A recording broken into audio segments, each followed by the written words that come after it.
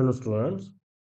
तो बेटे आज ना लेक्चर नंबर है 18 जो हम सीरीज पढ़ रहे हैं मास्टर कैडर मैथमेटिक्स का। उसका लेक्चर नंबर 18 है। आज 18th लेक्चर है। और बेटे आज से ना नया यूनिट शुरू होने लगा है। उसका नाम है rectangular coordinate straight lines and family of lines. तो बेटे इसमें हम पॉइंट्स के बारे में पढ़ेंगे, लाइन के बारे में पढ़ेंगे, फैमिली ऑफ लाइंस के बारे में पढ़ेंगे। और उसका लेक्चर नंबर 1, तो मतलब सीरीज का 18th लेक्चर है और इस यूनिट का जो है वो फर्स्ट लेक्चर है। इससे पहले बेटे अप टू 17 वीडियोस में हमने दो चैप्टर्स कवर कर लिए, vectors and three dimensional geometry. तो प्लीज आप उनको भी फॉलो कीजिए।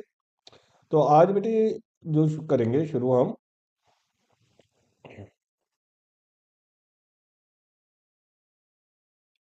बेटे इसमें सबसे पहले हमें आएगा डिस्टेंस फार्मूला, जो हमें एज यूजुअल पता है। आज बेटे सारे मोस्टली जो होगा वो कंसेप्ट ही होंगे। तो हमें डिस्टेंस फार्मूले की जरूरत पड़ेगी। ए और बी दो कोऑर्डिनेट्स दे रखे होंगे। तो डिस्टेंस फार्मूला आपको पता है x2 माइनस x1 का square plus y2 minus y1 का स्क्वायर का होल। फिर आगे बेटे जरूरत पड़ेगी सेक्शन फार्मूला की। सेक्शन फार्मूला भी हमें पता है। सेक्शन फार्मूला में हमें दो पॉइंट्स दे रखे होंगे, ए एंड बी। और रेशो दे रखी होगी, मान लो वो रेशो m1 रेशो m2 है। तो p अगर निकालना है तो वो हम क्या करेंगे, m1 को x2 से मल्टीप्लाई, m2 को x1 से multiply divided by plus, m1 को my2 से मल्टीप्लाई, m2 को y1 से मल्टीप्लाई, बीच में प्लस। अगर बेटे इंटरनल आएगा तो बीच में प्लस आता है, अगर एक्सटर्नल आएगा ना तो आप यहाँ पे खुद ही रेशो में माइनस लगा लेना। और बीच में माइनस आता है, बीच में माइनस आता है। उसके बाद बेटे पैरेललोग्राम आएगा। तो पैरेललोग्राम की कंडीशन होती है, जो डायगोनल एसी है और जो डायगोनल बीडी है वो बाइसेक्ट करते हैं। तो mid point of AC will be equal to mid point of BD. फिर आपको मिड पॉइंट फॉर्मूला भी आता है। मिड पॉइंट हम कैसे निकालते हैं, दोनों को ऐड करके डिवाइड बाय 2। तो दोनों को ऐड करके डिवाइड बाय 2 कर देना। फिर हमें सेंट्रोइड की जरूरत पड़ेगी। बेटे सेंट्रोइड में जहाँ पे मीडियंस मीट करती हैं, और मीडियन क्या होती हैं, जहाँ पे मीडियंस मीट करती हैं उनको हम सेंट्रोइड कहते हैं। और मीडियंस क्या होती हैं, जो ऑपोजिट साइड को बाइसेक्ट करे। तो मतलब D will be the mid point of BC. Similarly E will be the mid point of AC and F will be the mid point of A B. तो ये जो पॉइंट आता है centroid, centroid को हम जी से लिखते हैं। और सेंट्रोइड निकालते कैसे हैं, तीनों को ऐड करके डिवाइड बाय 3, तीनों को ऐड करके डिवाइड बाय 3।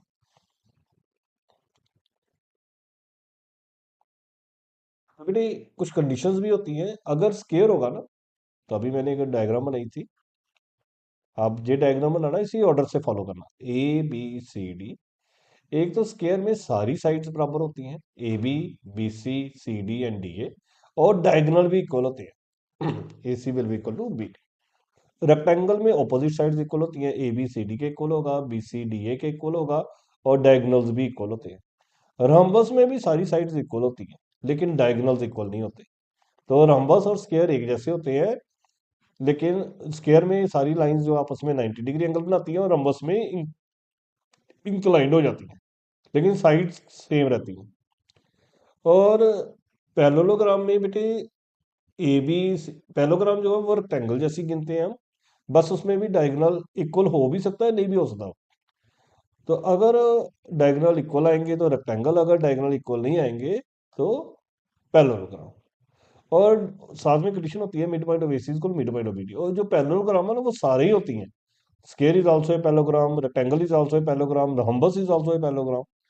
इसलिए जो पैरेललोग्राम है वो, अगर आपको ऑप्शन में बाकी चारों ऑप्शन दे रखी है तो फिर हमें चेक करना पड़ेगा कि वो पैरेललोग्राम बन रही है कि बाकी बन रही है।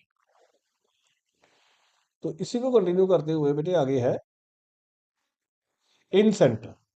देखो बेटे इन सेंटर क्या होता है, अगर मान लो मैं ये एंगल लूं बी, ये मैं लूं ए, ये मैं लूं सी। ए का एंगल बाइसेक्टर, ए का एंगल बाइसेक्टर, बी एंगल का बाइसेक्टर, और सी एंगल का बाइसेक्टर, जिस एक पॉइंट से क्रॉस करेंगे ना उसको नाम देते हैं इन सेंटर, उसको आई से लिखते हैं बेटे। इन सेंटर इज रिप्रेजेंटेड बाय आई। पहले हमने अभी जो पढ़ा पिछले पेज पे वो सेंट्रोइड पढ़ा, उसमें मीडियंस मीट करते हैं, इसमें एंगल बाइसेक्टर मीट करते हैं। और इंसेंटर निकालने के लिए आपने जो ए है ना उसके सामने स्मॉल ए होती है, स्मॉल ए का मतलब होता है बी सी का साइड, मतलब बी और सी के बीच में लेंथ। बी के सामने छोटी बी होती है, उसको आपने क्या लेना है, ए सी। ए और सी के बीच में डिस्टेंस फार्मूला, छोट स्मॉल सी जो है वो ए बी का डिस्टेंस है। उसके बाद आपने फार्मूला लगाना है AX1 BX2 CX3 upon A+B+C, A/1 B/2 C/3 divide by A+B+C। तो बेटे आज सारे ना बस फॉर्मूलाज ही इकट्ठे करेंगे, देखेंगे, फिर इसके बाद सीधे हमारे क्वेश्चन शुरू हो जाएंगे बच्चे। अब ये कंडीशन है बेटे, ये कुछ कंडीशन है। कहता मान लो हमारे पास एक ट्रायंगल है ABC, ये मैं ट्रायंगल बना देता हूँ। ABC एक ट्रायंगल है और ये मान लो हमारा इन सेंटर है। तो इन सेंटर से अगर हम इस पे परपेंडिकुलर डिस्टेंस निकालें, इन सेंटर से अगर हम इस पे परपेंडिकुलर डिस्टेंस निकालें, इन सेंटर से अगर हम इस पे परपेंडिकुलर डिस्टेंस निकालें, वो सेम आएगा। तो ये जो है इसको बोलते हैं इन सेंटर, ये रेडियस हो गया, radius of incircle. R जो मैंने लिखा वो रेडियस ऑफ इन सर्कल हो गया। तो इन सेंटर की एक और कंडीशन है, अगर कोई पॉइंट है और उसका डिस्टेंस हर साइड से सेम रह रहा है तो उसको हम क्या बोलते हैं, इन सेंटर। फिर एक आता है बेटे वर्ड ऑर्थो सेंटर। अगर मैं उसके लिए भी एक ट्रायंगल बनाऊं, ये ए है, ये बी है, ये सी है। तो ए से आपने बी सी पे परपेंडिकुलर ड्रॉप किया,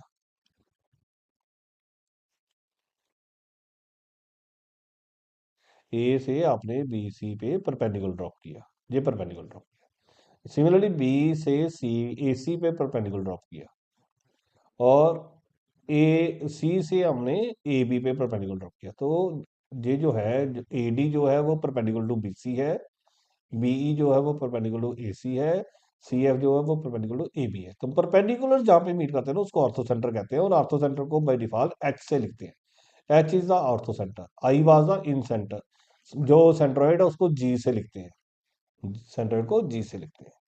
और ऑर्थो सेंटर अगर बेटे अब हमें मान लो राइट एंगल ट्रायंगल दे रखी है, अब ये शॉर्टकट हो गया। मान लो ये राइट एंगल ट्रायंगल है ABC, तो ये जो ए पॉइंट होगा ना इसी को हम ऑर्थो सेंटर कहेंगे। तो अगर हमें ऑर्थो सेंटर निकालने के लिए कहेगा ना तो हम पहले ये देखेंगे ट्रायंगल राइट एंगल है कि नहीं है। मोस्टली वो हमें राइट एंगल ट्रायंगल देगा, और जिस पॉइंट पे राइट एंगल बन रहा होगा ना वही हमारा ऑर्थो सेंटर होगा। अभी मैंने बताया, एक आया आगे सरकम सेंटर बेटे, अगला है सरकम सेंटर। बेटे जो सरकम सेंटर होता है ना, तो ये हमारे पास ABC है। अगर हम कोई सर्कल बनाएं जो बाहर इनके वर्टिसिस से क्रॉस करके निकले, तो नेचुरली सेंटर बीच में कहीं होगा, उसको O से लिखते हैं। O is the known as the circumcentre. और O से A का डिस्टेंस, O से B का डिस्टेंस, O से C का डिस्टेंस सेम रहता है। O से A का डिस्टेंस, O से B का डिस्टेंस, O से C का डिस्टेंस सेम रहता है। O is called the circumcentre of the triangle. फिर बेटे जो अभी हमने पढ़ा सेंट्रॉइड, अभी मैंने बताया सेंट्रॉइड क्या है। ये मान लो ए है, ये बी है, ये सी है, और मैंने ए से जहाँ पे मीडियन ड्रॉप की, और मीडियन जो होती है वो B D equal to D C है, मतलब डिस्टेंस मिड में कट करता है। तो जो जी पॉइंट है ना वो मीडियन पे लाई करता है, और जो ए जी है और जो जी डी है उनकी रेशो होती है 2:1। ए जी वर्सेज जी डी की रेशो कितनी होती है, 2:1। इसी तरह से अगर हम ये ड्रा करेंगे बीई, तो बीजी और जीई की रेशियो भी कितनी होती है, 2:1। इस तरह से एक और ड्रा करेंगे सी एफ, तो सी जी और सी एफ की रेशियो भी कितनी होती है, 2:1। तो मीडियन जो है ना वो 2:1 में डिवाइड करता है बेटे।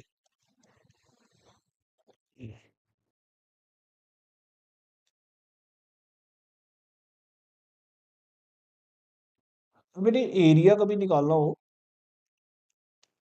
तो उसके लिए आपको 3 कोऑर्डिनेट दे रखे होंगे। हाफ, पहला पॉइंट लिखते हैं, फिर दूसरा पॉइंट लिखते हैं, फिर तीसरा पॉइंट लिखते हैं, और पहला पॉइंट रिपीट कर देते हैं। तो फिर इसको निकालने का तरीका क्या है, half x1 into y2 minus x2 into y1 plus x2 into y3 minus x3 into y2 plus x3 into y1 minus x1 × y3। तो ये हमारा आंसर है। लेकिन आई विल सजेस्ट कि आप एरिया ऐसे मत निकालना। वैसे इस एक्सरसाइज का यही कंसेप्ट होता है, लेकिन हम क्योंकि हमने सारा कुछ पढ़ा भी हुआ है पहले, तो एरिया निकालने का ना आप फॉर्मूला जे लगाना, डिटर्मिनेंट से निकालना। x1 y1 लिखना, x2 y2 लिखना, x3 y3 लिखना और साथ में 1 1 1 डाल देना, और फिर आप डिटर्मिनेंट निकाल दें। तो जब हम मैट्रिसेस एंड डिटर्मिनेंट करेंगे तब हम एरिया डिटर्मिनेंट तरीके से निकालेंगे। तो हम इसमें चैप्टर में भी अगर कहीं एरिया की जरूरत पड़ेगी तो डिटर्मिनेंट ही यूज करेंगे, जे वाली टेक्निक नहीं लगाएंगे। और अगर बेटे एरिया 0 आ जाए तो फिर हम कहते हैं पॉइंट्स आर कोलिनियर। ये क्वेश्चन मास्टर कैडर में आया भी हुआ है, चेक करो पॉइंट्स आर कोलिनियर और नॉट। तो कहीं पे भी हमें पॉइंट्स कोलिनियर चेक करना पड़े ना, तो आप एरिया निकाल दो 2 डायमेंशन में। तो एरिया अगर 0 आ रहा है तो 3 डायमेंशन में भी हमने एरिया पढ़ा, तो एरिया निकाल दो, अगर वो 0 आ रहा है तो पॉइंट्स आर कोलिनियर, जो ये जहाँ पे लिखा भी है। और कोलिनियर की अदरवाइज कंडीशन भी होती है। मान लो हमारे पास 3 पॉइंट्स हैं A B C, तो दो साइड्स का सम तीसरी के इक्वल हो जाएगा। A B plus B C will be equal to A C. मतलब आप ऐसे मत याद रखना A B plus B C equal A C, मत याद रखना आप ये याद रखना sum of any 2 sides is equal to third side. जरूरी नहीं है कि बी इधर हो, सी इधर भी हो सकता है, बी इधर हो सकता है, इसलिए वह दिक्कत करेगा। फिर A C plus C B will be equal to B C A B. तो आप ये कंडीशन याद रखना कि पॉइंट्स कोलिनियर के लिए डेल्टा 0 होना चाहिए, जहां sum of any 2 sides, sum of any 2 sides is equal to third side. Sum of any 2 side is equal to third side होगा तो वो कोलिनियर की कंडीशन होती है।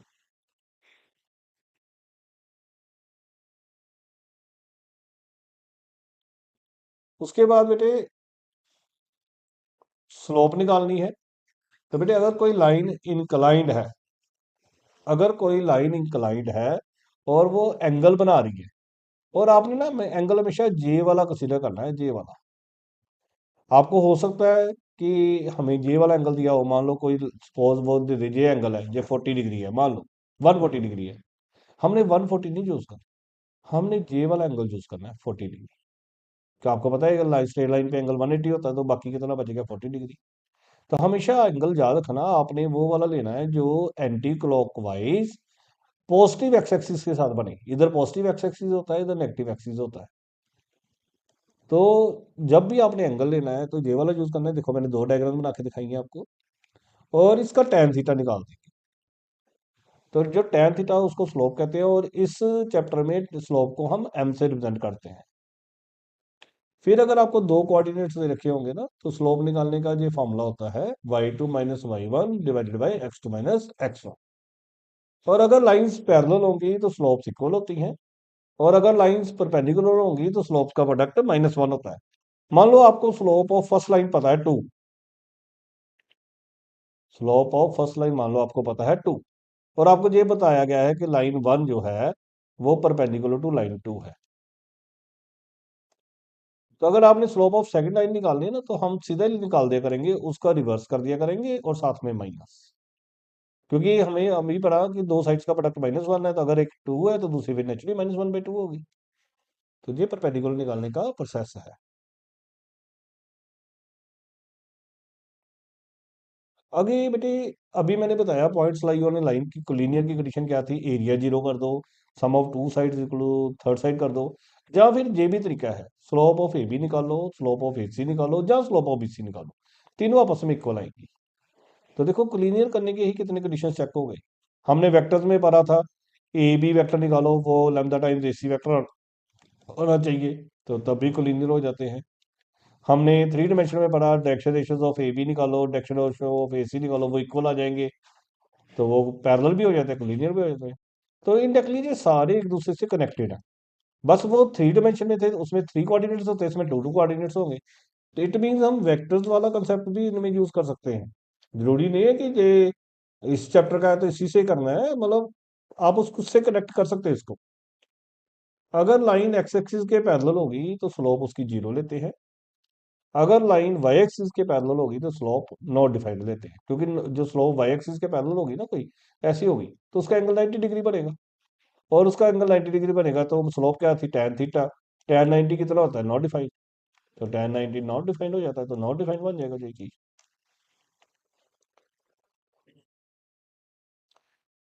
फिर आपको बेटे आएगा स्ट्रेट लाइन अगर एक्स एक्सिस के पैरेलल है। अगर मान लो कोई लाइन एक्स एक्सिस के पैरेलल है, तो एक्स एक्सिस के पैरेलल है, या तो वो ऊपर होगी एक्स एक्सिस से, तो जहां वो एक्स एक्सिस से नीचे होगी। अगर ऊपर है तो उसकी इक्वेशन आएगी वाई इक्वल टू ए, अगर नीचे है तो उसकी इक्वेशन आएगी वाई इक्वल टू माइनस ए। इसी तरह से अगर कोई लाइन वाई एक्सिस के पैरेलल है, अगर कोई लाइन वाई एक्सिस के पैरेलल है, जहां तो राइट साइड में होगी, जहां लेफ्ट साइड में होगी। अगर जे ओरिजिन है तो जहां तो ओरिजिन के राइट साइड में होगी, जहां ओरिजिन के लेफ्ट साइड में होगी। तब उसकी इक्वेशन क्या आएगी, एक्स इक्वल टू ए या एक्स इक्वल टू माइनस सी। फिर आगे बेटे आपको आएंगी स्लोप इंटरसेप्ट फॉर्म। क्या आएगा, स्लोप इंटरसेप्ट फॉर्म। आपको क्वेश्चन में स्लोप दे रखी होगी, उसको हम एम लिखते हैं। एक वाई इंटरसेप्ट दे रखा होगा बेटे। वाई इंटरसेप्ट का मतलब है, मान लो ये मेरा एक्स एक्सिस है, ये मेरा वाई एक्सिस है, और ये मैंने लाइन ड्रा की। लाइन ने वाई एक्सिस को कुछ डिस्टेंस पे कट किया फ्रॉम एक्स एक्सिस, ये डिस्टेंस जो है वो सी है। तो अगर आपको स्लोप दे रखी होगी और वाई इंटरसेप्ट दे रखी होगी, तो आपके पास सीधा ही फॉर्मूला है Y equal to M X plus C. फिर आगे आएगा इंटरसेप्ट फॉर्म। फिर आएगा इंटरसेप्ट फॉर्म। अगर आपको दो इंटरसेप्ट दे रखे हैं, मान लो ये लाइन है एक्स एक्सिस और वाई एक्सिस हमारा कोऑर्डिनेट है, कोई लाइन है ऐसे कट की, उसने एक्स एक्सिस को भी कट किया हुआ है, उसने वाई एक्सिस को भी कट किया हुआ है। और बाय डिफॉल्ट एक्स एक्सिस के कट को ए बोलते हैं, वाई एक्सिस के कट को बी बोलते हैं। फिर आपने फॉर्मूला लगाना है x upon A plus y upon B equal to 1। फिर बेटे एक आएगा नॉर्मल फॉर्म।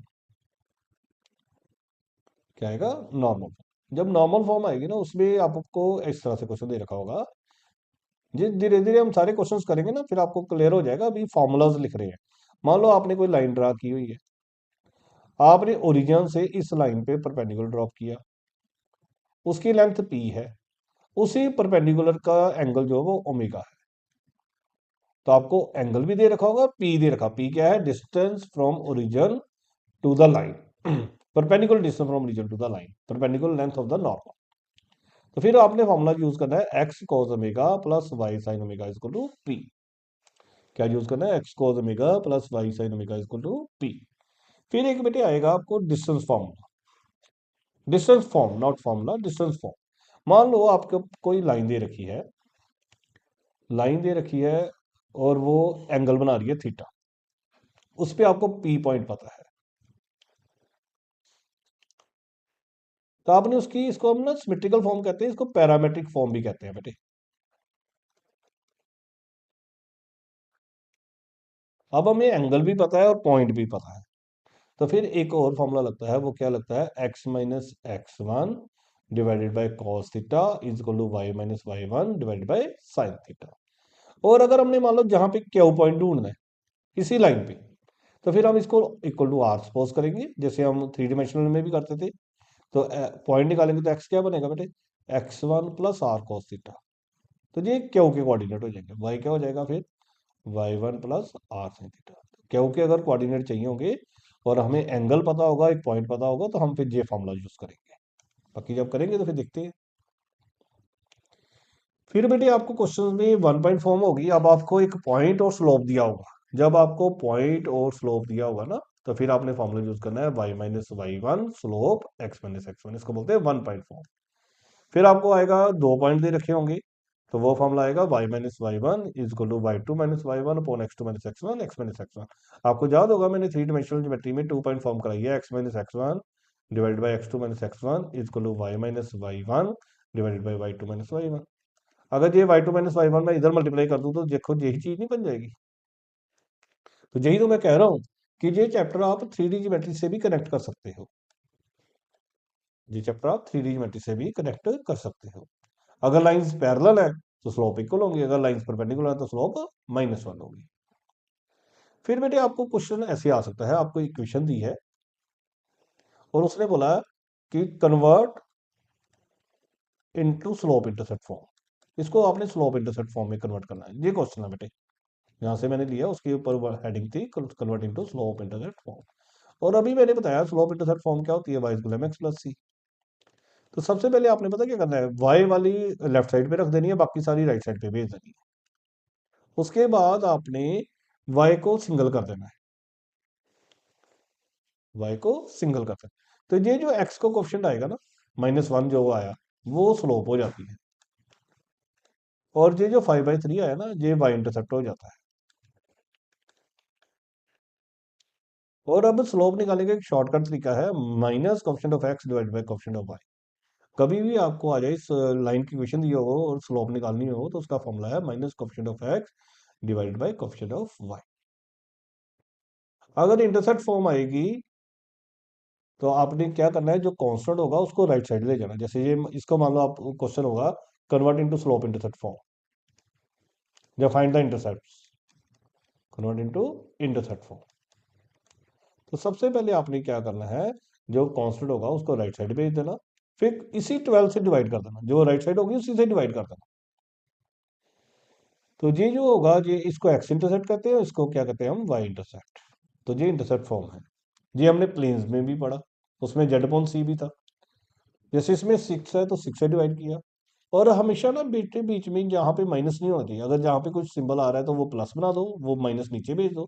और अगर जहाँ पे भी मल्टीप्लायर वो भी नीचे भेज दो। तो मतलब हमें ये फॉर्मूला नहीं है, एक्स के साथ कुछ नहीं होना चाहिए, सब कुछ नीचे होना चाहिए। वाई के साथ कुछ नहीं होना चाहिए, सब कुछ नीचे होना चाहिए, बीच में प्लस ही होना चाहिए। और राइट साइड 1 ही होना चाहिए।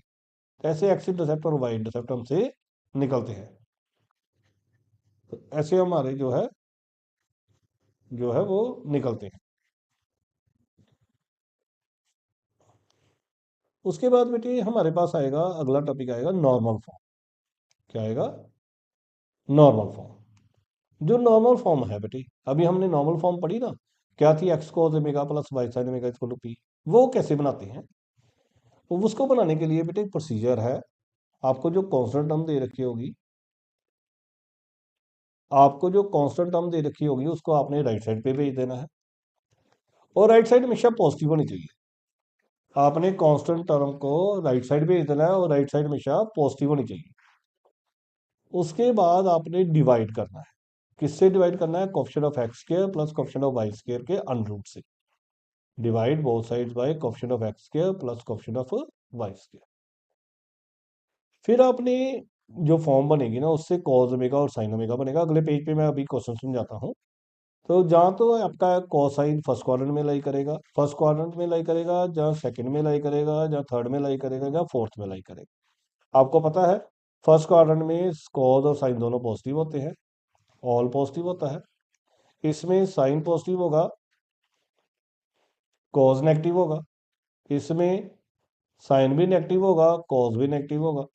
इसमें साइन नेगेटिव होगा लेकिन कॉस पॉजिटिव होगा। तो साइन से हम डिसाइड करेंगे।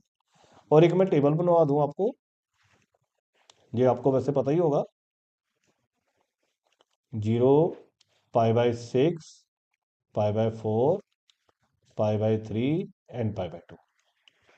हमें बेटे इनमें साइन और कॉस की जरूरत पड़ेगी, तो साइन और कॉस, बाकी की जरूरत पड़ेगी वो देखेंगे। साइन 0 0 होता है, कॉस 0 1 होता है, ये 1/2 होता है, ये √3/2 होता है, यहाँ पे 1/√2 होता है, जहाँ पे भी 1/√2 होता है, यहाँ पे √3/2 होता है, और इधर 1/2। और इधर कॉस जो है वो 1 होता है, कॉस 0 हो जाता है, और इधर 1 हो जाता है। तो ये इस टेबल की जरूरत पड़ेगी बेटे। तो एक ये रूल याद रखना बेटे, alpha pi minus alpha pi plus alpha and 2 pi minus alpha. जिनको मैंने आगे एग्जांपल बनाई है, ये देखो। इसकी क्वेश्चन आएगा कन्वर्ट इनटू नॉर्मल फॉर्म। मान लो आपको ये आ रहा है कन्वर्ट इनटू नॉर्मल फॉर्म।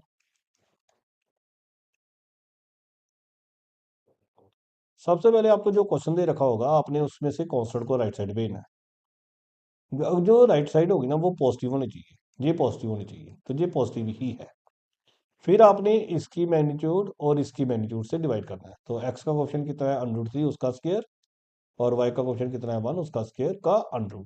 तो 3 + 1 4, 4 का अंडर कितना बन गया, 2। 2 से डिवाइड कर देना है। ये जो √3/2 आया ना, इसको आपने कॉस ओमेगा कहना है।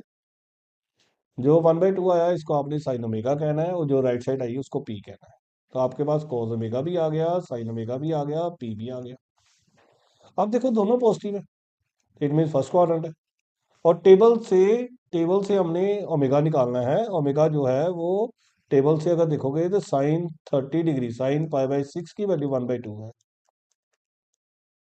और कॉस पाई/6 की वैल्यू √3/2 थी। तो वो टेबल अभी मैंने बनाया, उसमें से हमने लोकेट किया। और जो रूल था वो था अल्फा। जो टेबल से आप देखोगे ना उसको अल्फा कहना। तो अल्फा आपने पाई/6 डिसाइड किया, इसलिए ओमेगा पाई/6 आ गया, क्योंकि हमारा क्वाड्रेंट फर्स्ट था। तो इस तरह से हमें ओमेगा ढूंढना पड़ सकता है। अब ये क्वेश्चन है, इसका भी यही है, कन्वर्ट इनटू नॉर्मल फॉर्म। इसकी नॉर्मल फॉर्म बनाओ। सबसे पहले आपने कांस्टेंट को राइट साइड भेजा। ये पॉजिटिव होनी चाहिए थे, ये क्या है, नेगेटिव है। तो इसको पॉजिटिव बनाना है बेटे। मैंने जहां पे लिखा भी है, गलती लग सकती है। तो जहां पे हमेशा पॉजिटिव होना चाहिए, अगर पॉजिटिव नहीं है तो पॉजिटिव से मल्टीप्लाई, मतलब माइनस से मल्टीप्लाई कराया, फिर मैग्नीट्यूड से डिवाइड किया। अब देखो जो एक्स के साथ है ना, वो -1/2 है, और वाई के साथ जो है वो √3/2 है। ये तो पी हो गया हमारा, ये तो हमारा पी हो गया। तो जो कॉज ओमेगा है वो -1/2 बना, जो साइन ओमेगा है वो √3/2 बना। अब देखो जो कॉज है वो नेगेटिव और साइन पॉजिटिव है, तो कौन सा क्वाड्रेंट हो गया, सेकंड क्वाड्रेंट हो गया। सेकंड में कॉज नेगेटिव होता है, साइन पॉजिटिव होता है। सेकंड का रूल था पाई माइनस अल्फा, और अल्फा अपने टेबल से देना है, 1/2 किस एंगल पे होता है, 1/2 होता है 60 डिग्री पे, इसलिए पाई - पाई/3। तो इस तरह से हमें एंगल डिसाइड करना पड़ता है बेटे।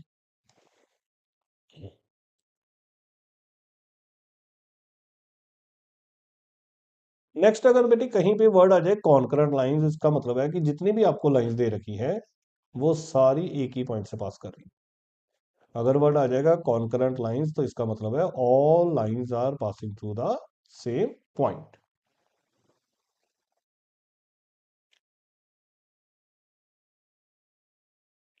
फिर अगर हमें एंगल बिटवीन टू लाइंस आ जाए, तो फिर हम ये फॉर्मूला यूज करेंगे, tan theta equal to m1 - m2 upon m1 + m1 m2, और m1 m2 क्या है, स्लोप्स। और स्लोप निकालनी अभी हमने इसी वीडियो में सीख लिया है। हाँ बेटे, अब एंगल है ना, हमने देखो प्लेन्स में, लाइंस में एंगल पढ़ के आए हैं, तो लाइंस का कंसेप्ट भी यूज कर सकते हो, a1 a2 + b1 b2 divide by there magnitudes. अब वो वाला कंसेप्ट भी यूज, बस इसमें c1 c2 नहीं है, क्योंकि टू डायमेंशनल है।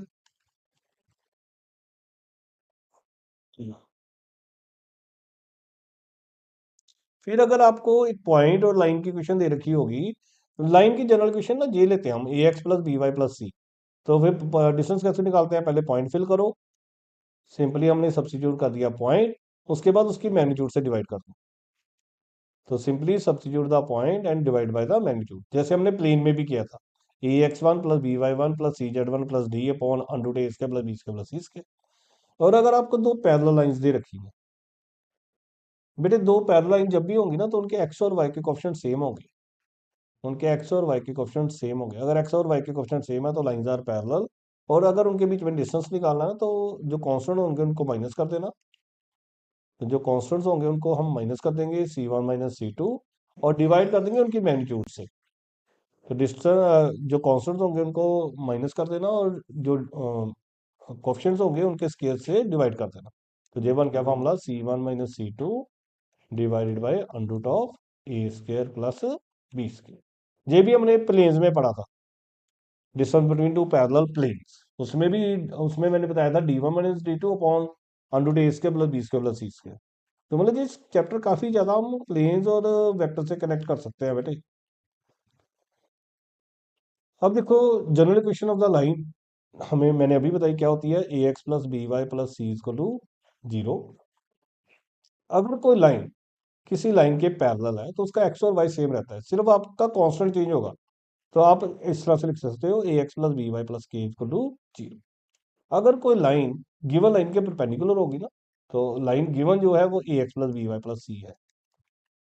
आपने न्यू लाइन निकालनी है जो परपेंडिकुलर है, तो उसके लिए आपने पता क्या करना है, ये बी इधर कर देना, ए इधर कर देना, तो बन जाएगा bx ay, और सी की जगह के लिख देना।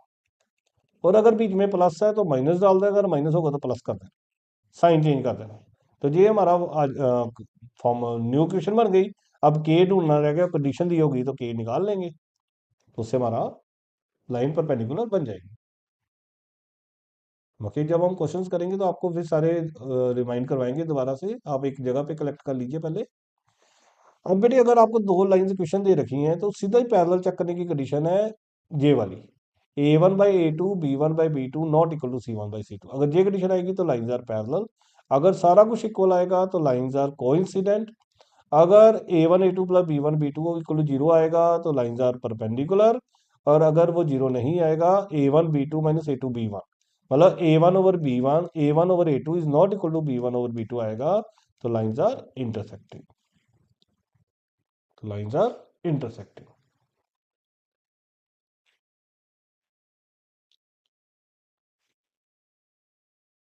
फिर अगर हमने कोई लाइन बनानी है, अगर हमने कोई न्यू लाइन बनानी है through the intersection of two lines, अगर हमने कोई भी नई लाइन बनानी है जो दो लाइंस के इंटरसेक्शन से निकल रही है, तो उसका रूल है first line plus K time second line is equal to zero. तो आज बेटे इतना ही करो, बाकी फिर नेक्स्ट डे करेंगे। Thank you.